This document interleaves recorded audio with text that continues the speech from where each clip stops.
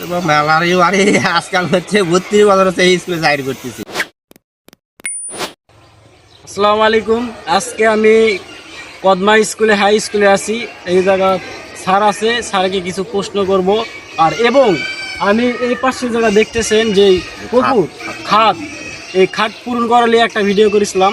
স্যারকে কিছু এই ভিডিওর উদ্দেশ্যে জিজ্ঞাসা করবো। আসসালামু আলাইকুম। ওয়ালাইকুম আসসালাম। কেমন আছেন? আলহামদুলিল্লাহ, খুব ভালো।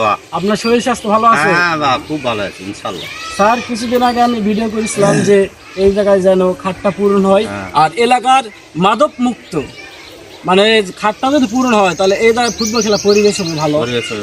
আর যারা মাদকে জড়িত আছে তারা মানে মাদক থেকে খেলার দিকে আকর্ষণ বেশি হবে। আর এটা পূরণ করলে ছাত্রছাত্রীদের পক্ষে সুবিধা, এলাকার লোকজনের জন্য বল খেলার জন্য সুবিধা এবং ক্রিকেট খেলার সমস্যা থাকবে না।